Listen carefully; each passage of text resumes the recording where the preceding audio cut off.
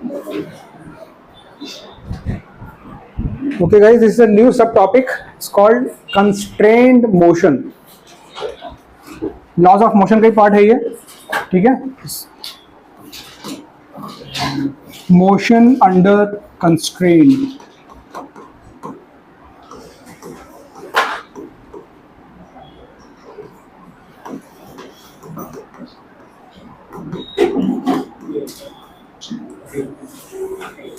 This is the heading of the topic. Motion under constraint. Slightly difficult, इसलिए मैं इसको last में कर रहा हूँ. Maybe you don't get a question of this anywhere. Maybe you get a question directly in JEE Advanced. Sometimes in JEE Mains. आज एक question JEE Mains का भी करेंगे जो इस पे आया है. अगर आपने ये टॉपिक अलग से नहीं पढ़ा है, so इसके क्वेश्चंस आप you will be finding very awkward to do. So NCERT में you will not find this topic. The regular physics books, HC Verma, you will not find this topic because this topic is generally not covered separately. So it's basically nothing but a collection of a variety of problems. Okay, there is no theory as such, but this is just a collection of techniques and tricks and we handle certain conditions basis of theory we learn. So पहले समझते हैं कि what we mean by this. ठीक है, what we mean by this. So we'll start with an example, okay, just to make you comfortable with this topic. कि हम बात क्या कर रहे हैं? Let's say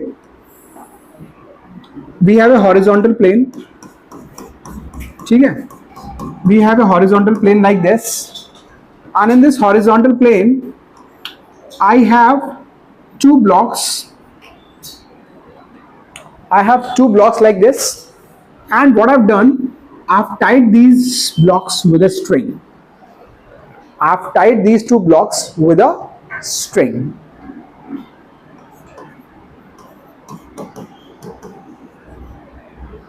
Okay. Certain assumptions जब हम string की बात करते हैं तो certain assumptions related to string assumptions बोलो ये मतलब बोलो कि norms. It is more of a norm, right? Assumptions or norms. First is string is inextensible.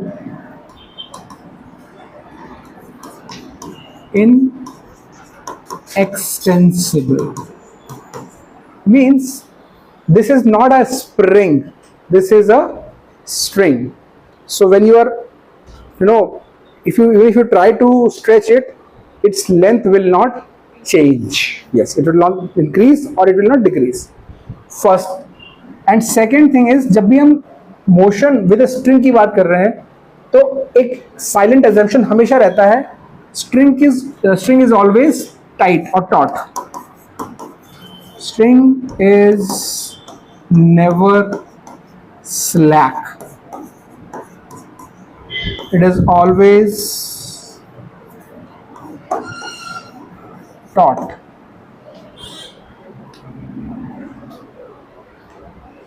मतलब कभी ऐसा ढीली नहीं पड़ेगी, कभी ये टूटेगी नहीं, कभी ये खिंचेगी नहीं.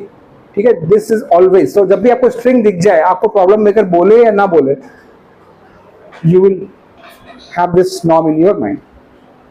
ठीक, अब जरा देखो, when there was no string, there was independent, तो they can move anywhere in this string. I mean इसका मोशन इसके मोशन को ड्राइव नहीं करेगा, ये अपने अलग फोर्सेस, ये अपने अलग forces, they can move the way they want to move independently. But when you have tied them with a string, and let's say you are pulling one block with some force, so what will happen? This block will move in this direction. Let's say this is block A and this is block B. Clear? Block A, let's say इसका acceleration है AA. ठीक है? With there's a net force on this block, so there will be a force. There will be force, there will be acceleration. Can you imagine if this guy is accelerating with this acceleration? Let's say this value is 2 meters per second. I'm just putting things in perspective, giving you values. Let's say it is accelerating with 2 meters per second square. Can we comment on the acceleration for block B? If the string is following these two norms, it has to be same. क्यों? Same कैसे होगा? अगर मान लो ये थोड़ी देर में x displace हुआ, अगर ये यहां से x आगे आया तो बॉस स्ट्रिंग को भी तो x आगे आना पड़ेगा, और अगर स्ट्रिंग x आगे आएगी तो b को भी x आगे आना पड़ेगा। तो अगर ये एक टाइम t में x इधर गया तो ये भी x इधर गया। So displacement is same. अगर डिस्प्लेसमेंट सेम है तो भाई dx बाई dt कैसे डिफरेंट हो जाएगा? मतलब velocity will be same.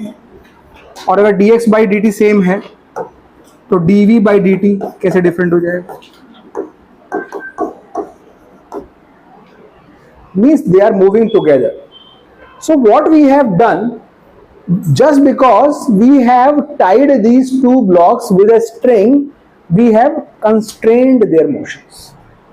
Now they are not like कि कहीं कुछ भी करो, कुछ भी नहीं चलेगा, जो भी करना है करो, लेकिन साथ में चलना पड़ेगा, साथ में चलना पड़ेगा। You have to move together. When we say these blocks have to move together, that means their displacements, their velocities and their accelerations have to be equal in magnitude. Clear? So एक very simple constraint आपको मैंने बताया। तो ये तो आप इस तरह क्वेश्चन हम कर भी चुके हैं क्लास में सॉल्व एग्जाम्पल में, और ये हमने कॉमन सेंस से किया था। तो वो लोग सर इसमें नया क्या है, तो बस आपको मालूम है, तो दिख रहा है हमको कि सेम होगा।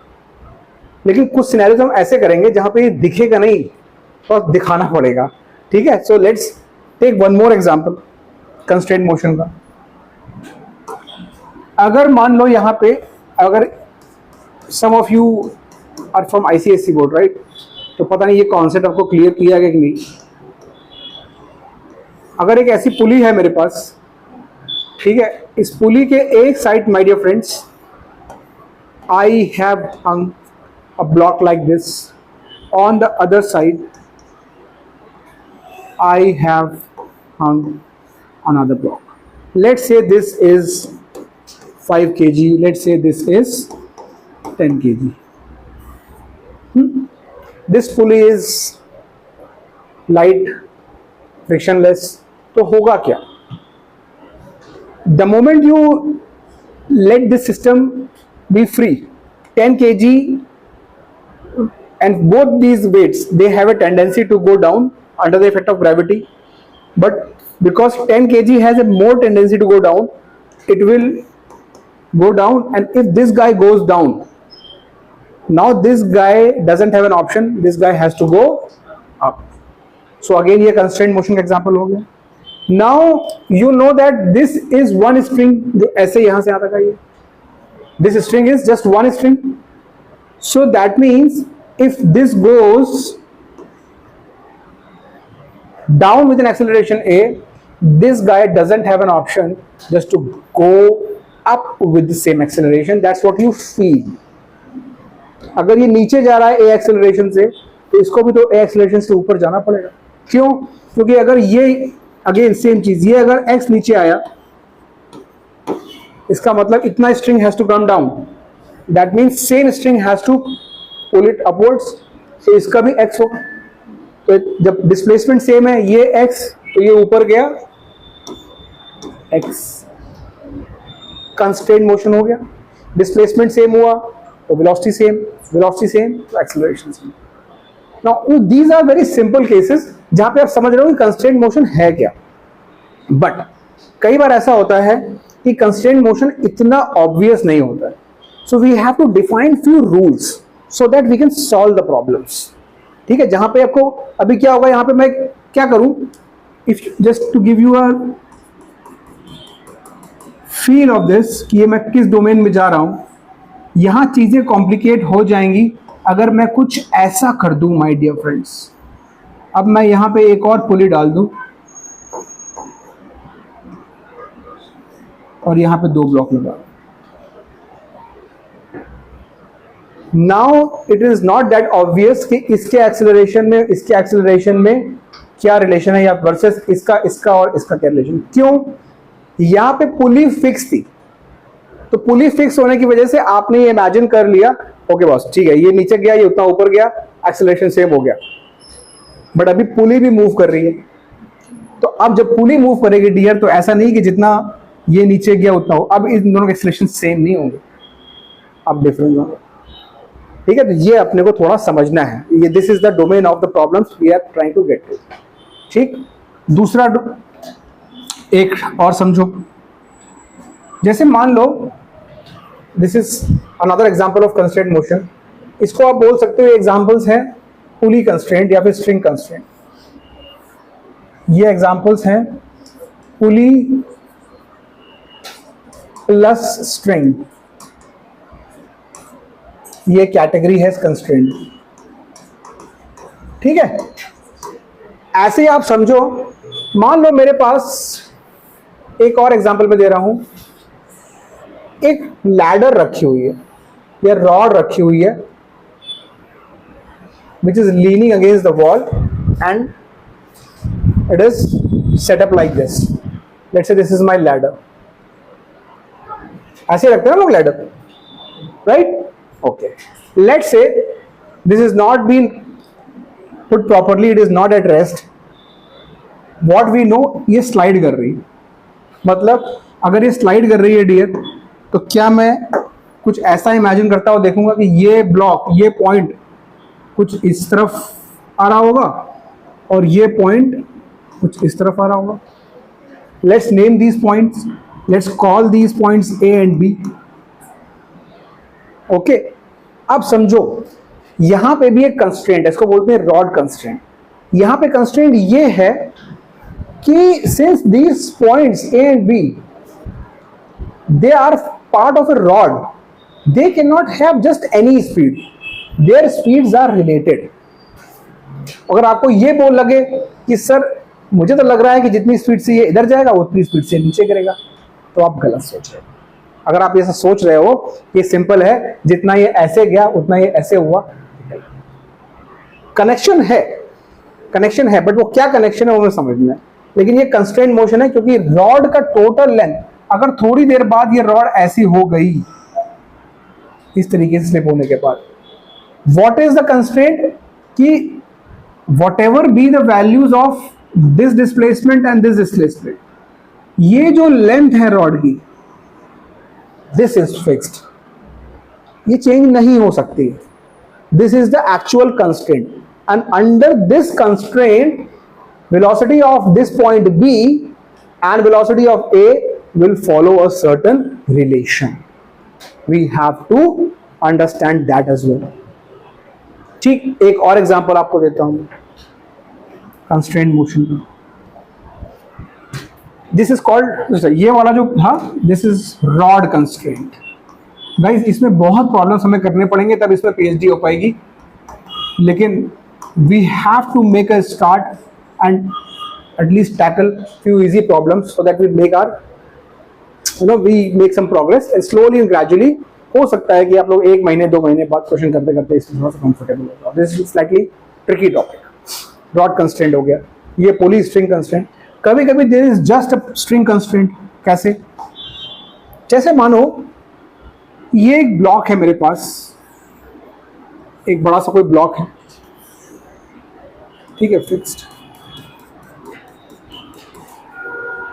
एंड यहां पे मैंने एक लगा दी है पुली।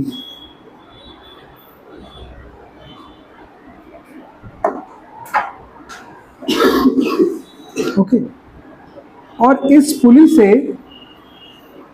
एक ब्लॉक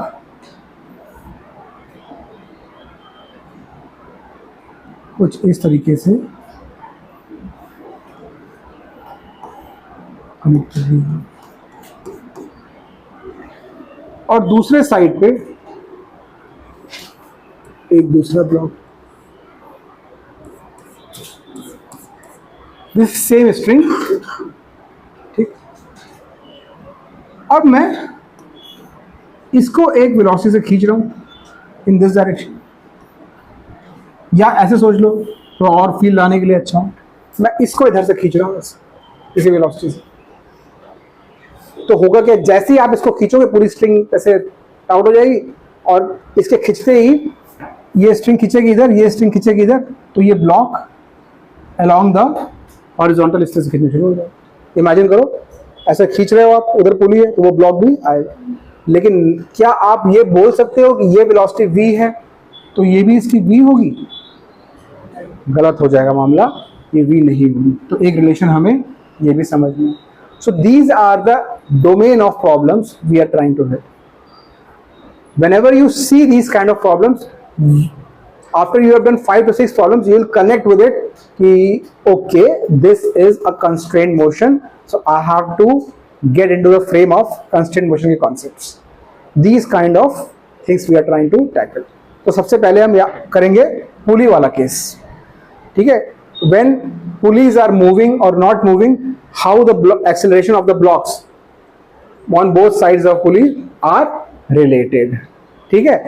तो पहला अब है, तो इसको मैं एक और डाल दूं यहां पे, इसको आप बोल सकते हो दिस इज, आपको लग रहा है पुली है लेकिन ये एक्चुअली सिंगल एक स्ट्रिंग कंस्ट्रेंट है, इसको हम बोलते हैं स्ट्रिंग कंस्ट्रेंट। इसके अलावा एक और होता है वेज कंस्ट्रेंट, वो हम तब करेंगे जब हमें इस पर थोड़ी मास्टरी हो जाएगी पूरी, ठीक है। हो सकता है कि अगस्त तक हम लोग इसको करें। This is called string constraint. सबसे पहले हम आते हैं अपने पुली कंस्ट्रेंट। गाइस यहां पे आपको एक चीज डिराइव करके दिखाऊंगा, पर आपको डिराइव नहीं करना, आपको उसको अप्लाई करना ज्यादा इंपॉर्टेंट है। तो बट डेरिवेशन इसलिए करेंगे कि यू विल बी कंफर्टेबल कि why this is coming. Pulley plus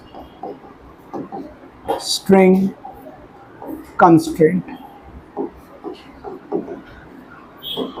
इसको अप्लाई करना वैसे इतना डिफिकल्ट नहीं है। देखो यहां पे कुछ सेटअप लेके चल रहा हूं मैं, ये एक फिक्स सीलिंग है, this is a fix ceiling, fix pulley here, ठीक है गाइस। इस फिक्स पुली में इधर I have put a block, on this side I have put another pulley, on this side there is one block here and there is one block here, there is one block, this is my setup. What I want to do is I want to relate the acceleration of these two blocks when things are moving. This pulley is moving, this block will be moving. So understand this is not a fixed pulley first of all, this is a movable pulley। क्यों? क्योंकि इसके पास string है, अगर ये ऊपर नीचे हो सकते हैं, ये फिक्स है, ये मूवेबल है, ठीक। Let's say we are interested in relating their acceleration with the acceleration of pulley, ठीक। क्योंकि पुली भी मूव करेगी तो पुली का एक्सेलरेशन होगा, ये मूव करेगा अपवर्ड या downward, this guy will have acceleration, this guy इधर अपवर्ड और downward, this guy will have some acceleration. My intention is to, और my objective is to relate acceleration of the pulley and the acceleration of this block. Let's call this block A, block B and block C, and let's call this pulley.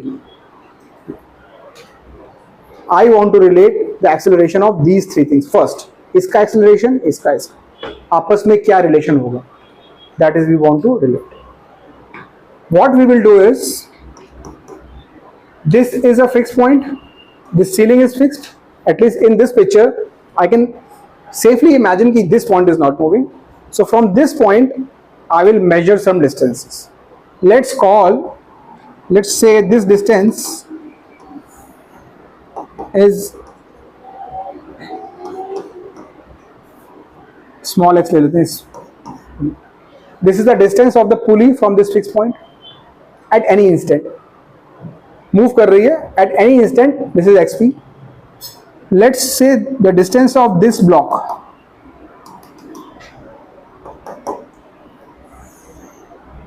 is xa at any instant, xa, and this block is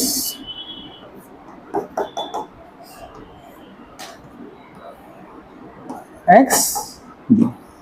इतनी बात clear my dear friends, right? At any instant this is a situation. अब मैं ये claim कर रहा हूं कि ये स्प्रिंग है, राइट? यहां से यहां तक ये सिंगल स्ट्रिंग है, आप कैसे भी मूव कराएंगे, you will make this fully move, you can do it. You want to move this block, okay, you can move this block also, okay, but when they move, the length of this string from this point to this point should not change, because it's a single string, guys. That is the constraint, that is the real life constraint. क्योंकि इनके movement से, इन तीनों के movement से, pulley, block A, block B, you cannot change the length of this string, right? So I will write the length of this string in terms of these things, okay? Let's say पुली का radius जो है वो R, हालांकि पुली का radius का कोई मतलब नहीं है यहाँ पे, but let's imagine the radius of the pulley is R. So if I want to write the length, so I will go from this point till this point. So let's say A to this point, let's name this point A, B, C. Let's say this is point E and this is point F. So length of pulley, length of string,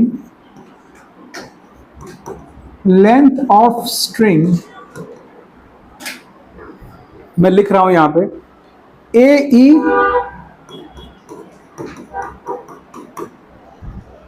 AE, then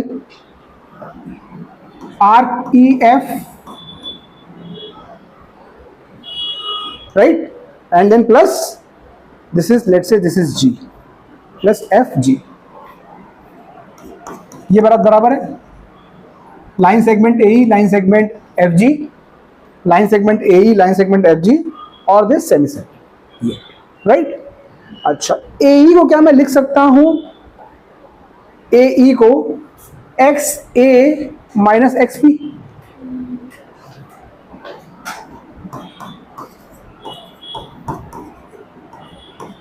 देखो सबको समझ में आ रहा है? XA minus XP, सो ये length बची मेरी at that instant, okay.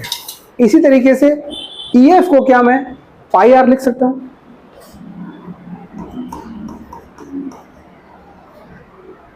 ठीक.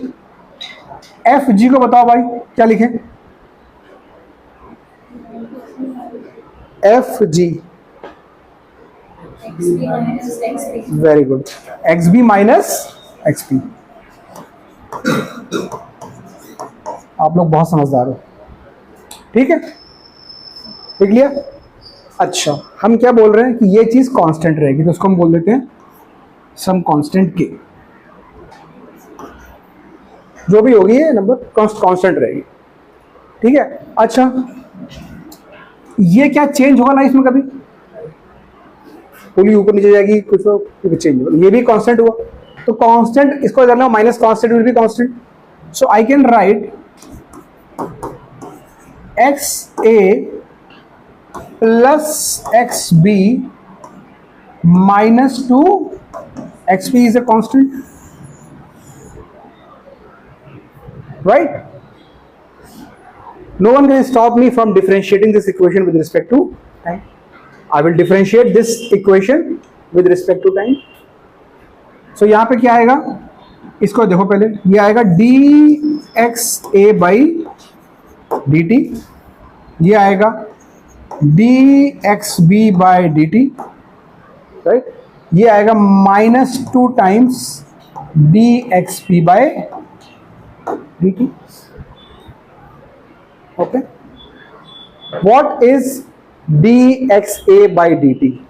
A was the, अगर मैं इसको अपना फ्रेम ऑफ रेफरेंस मानूं तो dxa by dt, it is the rate of change of position, that means velocity. This is velocity of A, VA plus VB, and P point is the velocity of pulley, -2 VP. और इधर है constant. Constant को जब differentiate करोगे तो 2 घंटे बाद भी ये कांस्टेंट ही होगा, और टाइम के साथ चेंज नहीं हो रहा, तो ये 0. Rate of change of a constant is always 0. We have got a very important relation velocity इन तीनों का, पुली का, ब्लॉक ए का, ब्लॉक बी का.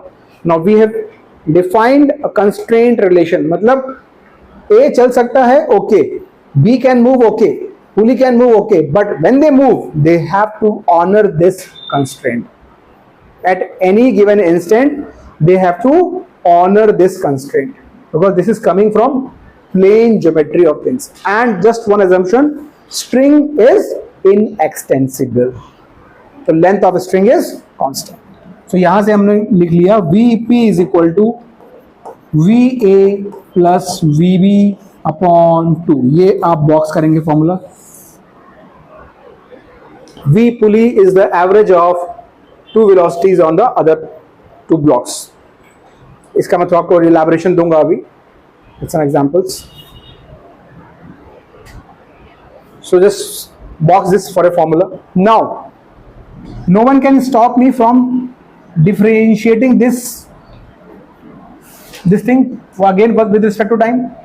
So when I differentiate this will be dVa by dt, this will be dVb by dt, and this will be minus 2 times dVp by dt. Now dV by dt is acceleration, so this guy after differentiation becomes acceleration of A. So I can write this as acceleration of A plus acceleration of B minus 2 times acceleration of pulley would be again 0. तो यहाँ से आ जाता है acceleration of pulley would be इसका acceleration plus इसका acceleration by,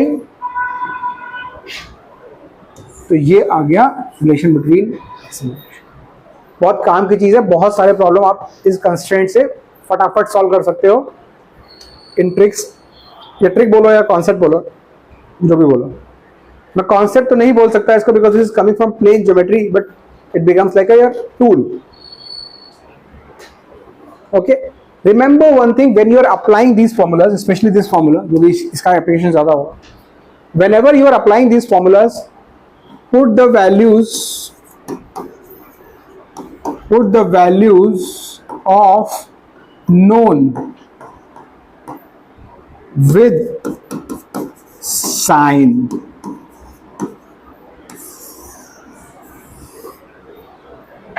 मतलब आपको acceleration of pulley निकालना है, ठीक है. किसी एक डायरेक्शन को आप पॉजिटिव ले लोगे, विल अज्यूम, अच्छा ये पॉजिटिव डाउन पॉजिटिव लिया तो ठीक है. फिर जो एक्सेलरेशन अपवर्ड्स है उसको नेगेटिव लेना पड़ेगा आपको, क्योंकि वो नॉन एक्सेलरेशन आपको पता रहेगा. फिर जो एक्सेलरेशन निकल के आएगा, depending on the values of this, it will be positive और नेगेटिव. अगर पॉजिटिव आया इसका मतलब जो डायरेक्शन आपने परसीव करी है positive, it is moving in that direction. If it happens to be negative, that means जो डायरेक्शन आपने परसीव करी है पॉजिटिव, इसके अपोजिट ही मूव करेगा. But remember the values have to be plugged in with sign. With some examples this will come. ठीक है, तो ये चीज दोनों रिलेशन आप याद रखिए. कैसे इसको समझना है? इसको समझने का तरीका ये है कि पुली के दो साइड पे ब्लॉक रहते हैं, राइट, टू साइड्स पे ब्लॉक रहेंगे, and pulley can also move. So velocity of pulley would be average of velocity of the other two, vector average. So I would rather write like this because you are taking direction into consideration, right? Average vector वाला. ठीक. अब एक example आपको करने के लिए बोलता हूँ, अभी करते हैं साथ में. ये सेटअप है. अब ये जो चीज हमने डिराइव करी है डियर, ठीक है, what we have derived, this constraint, this one and the next one, though we have derived it for a very special case, but this we will apply whenever we see a pulley. Whenever we see a pulley, two blocks on this sides, pulley is also moving, this relation we can blindly apply. ठीक है, जैसे कि आपको ये पुली दी हुई है, let's say this is moving with 10 metre per second, velocity case ले रहा हूँ, ठीक है, एंड इसके साथ एक ब्लॉक है. This block is moving up with let's say 20 metre per second. यहाँ पे एक ब्लॉक, ठीक, ये हमें सीन दिया हुआ है. Let's call this block A, this block B, and this is pulley. ठीक, two velocities have been given to us. This block is moving up with respect to ground. एक चीज और याद रखो, यहाँ जो भी velocity से बोल रहा हूँ ये with respect to ground है, ठीक है? तो with respect to ground this guy is moving up. With respect to ground pulley is moving up, and इसका हमें VB is question mark. ये with respect to ground सब क्या velocity है, क्या direction? तो go with the constraint. Velocity of pulley is VA plus VB by 2 with sign. तो velocity of हम upward को plus ले लेते हैं. Let's assume upward direction as plus direction. तो this we will write plus 10. तो क्या लिखेंगे VP की जगह 10 is equal to VA is also going up. So we will make it plus 20 plus VB by 2. Unknown को नहीं छेड़ना है. Unknown को गैस मत करना कि ऊपर नीचे जा रहा, तो मैं अपने साइड से साइन लगा दूं, मत करना please, just let it be, it will come with sign. So this will be 20 is equal to 20 plus VB, यहां से VB इज इक्वल टू 0.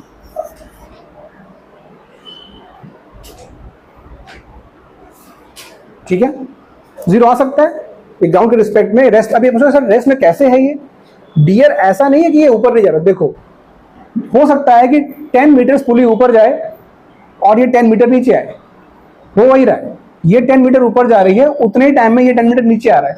तो जो बंदा ग्राउंड पे बैठा है तो ये तो रेस्ट पे है यार. पुलिस को ऊपर लेके गई लेकिन ये खुद नीचे आ गया, तो नेट इफेक्ट इज 0, तो 0 कैन कम. ठीक है, एक और एग्जांपल आपको करने के लिए बोलता हूं मैं, ये आप लोग अपने आप से करो. यहां पे पुली है, ठीक है, इसका V pulley is question mark. This block is going up with let's say 4 metre per second, and this block is let's say coming down with 6 metre per second. This is block A, this is block A. V pulley is question mark. All these are movable pulleys. This can be part of a big setup. वो मैं दिखा नहीं रहा हूँ यहाँ पे, हमको इस पे फोकस करना है कि पुली मूव कर रही है, ये मूव कर रहा है. इन दोनों का दिया हुआ है, इसका पूछें.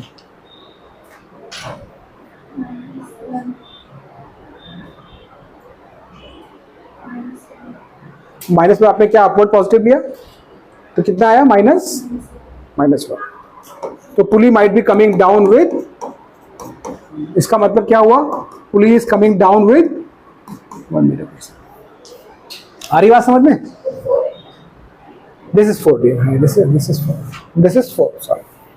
ठीक है, तो कैसे निकलेगा ये? Again formula is VP is equal to VA plus VB by 2. एकदम आसानी से लगाएंगे इसको हम. VP निकालना अपने को छोड़ दिया as it is. Let's say upward is positive, तो इसको हम लगाते हैं +4. ठीक है, ये नीचे आ रहा है -6 हो जाएगा. माइनस क्यों किया? क्योंकि 4 को प्लस लिखा था. ठीक है, ऐसा नहीं कि आपका आंसर चेंज होगा और आप इसको पॉजिटिव इसको, वो सब साइन के साथ सही आएगा आंसर. ठीक है, तो ये आ जाएगा -1. बिल्कुल सही आंसर था आरोही का. ये हो गया. तो मतलब पुलिस कमिंग डाउन. एक और एग्जांपल दे रहा हूँ, करो उसको फटाफट.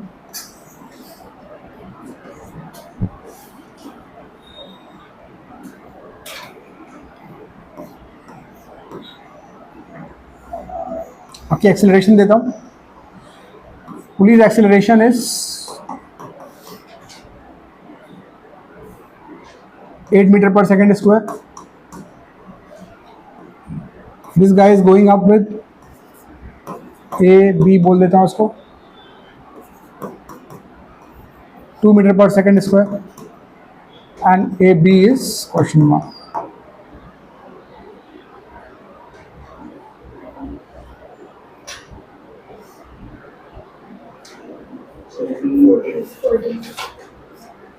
अप की डाउन, अपवर्ड्स.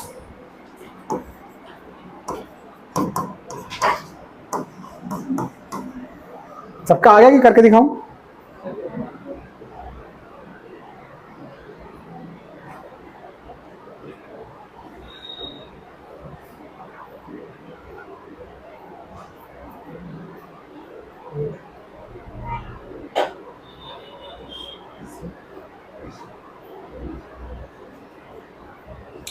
अब आप लोग अपना जरा मॉड्यूल प्लीज ओपन करिए। हो गया कोविड ना? मॉड्यूल में चेक पॉइंट 1 पे आइए आप लोग प्लीज।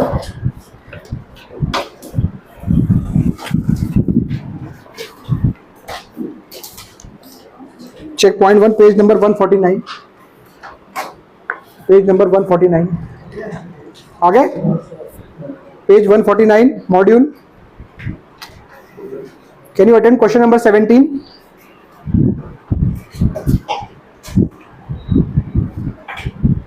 आप खाली बी का वेलोसिटी निकाल के बताओ मुझे। क्वेश्चन में ए और बी दोनों का वेलोसिटी पूछा है। Just try to figure out velocity of only block B. Question number 17 कर रहे हैं डियर हम लोग।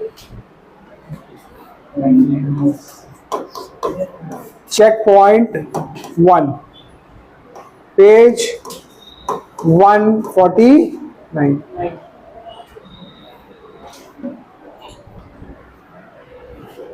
Just get me the velocity of B. 22 आ रहा है? That's correct answer.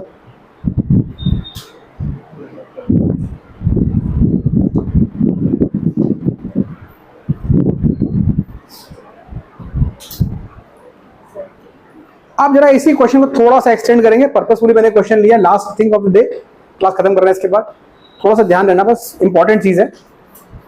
इस सिस्टम में, इस डायग्राम पे देखो, हमसे क्वेश्चन और पूछा है कि वेलोसिटी ऑफ ए भी बताओ। ठीक है, तो मैं इस डायग्राम को यहाँ पे बना रहा हूँ अभी, और जरा इसको थोड़ा समझने की कोशिश करेंगे हम लोग। यहाँ पे सेटअप कुछ ऐसा है हमारा, जो हमने भी एग्जाम्पल में किया था।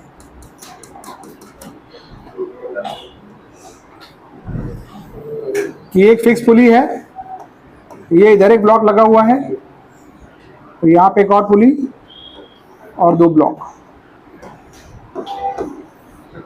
अपने को दिया हुआ था ये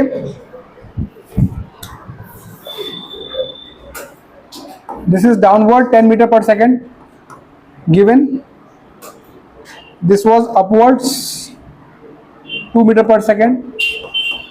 ठीक है, ये आपने फिगर आउट कर लिया डाउनवर्ड्स। ठीक है, अब हमको पूछा गया है वेलोसिटी ऑफ ब्लॉक ए। देखो ए कहां पे है? ये इस फिक्स्ड पुली के एक एंड पे है। तो जरा आप थोड़ी देर के लिए इन दोनों को भूल जाओ, इनको लाइन से निकाल दो अपनी। इस पुली को एक ब्लॉक की तरह देखो, ये डाउन आ रहा है 10। क्या इसको अगर मैं पुली बोलूं तो इस केस के लिए भी क्या मैं ये बोल सकता हूं भाई? इस केस के लिए भी तो बोल सकता हूं, let's say this is a block B, जो मैं यहां पे डाल रहा हूं, समझो। ठीक है, इसके लिए भी तो मैं ऐसे बोल सकता हूं,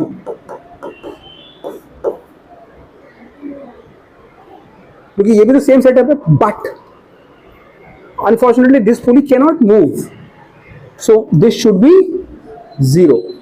सो if you put this as 0, VA को हमने अननोन रखा है, डाउनवर्ड को हम पॉजिटिव ले रहे हैं, तो +10 बाई 2। इसका स्पीड प्लस इसका स्पीड बाई 2 इज इसका स्पीड, बट इसका speed was 0 because it is fixed, so this has to be 0। तो 0 किया, इसको VA किया, इसको VB को 10 लिखा, डाउनवर्ड पॉजिटिव लिया है, बाई 2 किया, तो यहां से आ गया VA plus 10 is equal to 0। इसका मतलब VA इज इक्वल टू -10। तो मतलब दिस विल बी अपवर्ड्स। तो इसमें ऑप्शन आ जाएगा आपका ए वाला।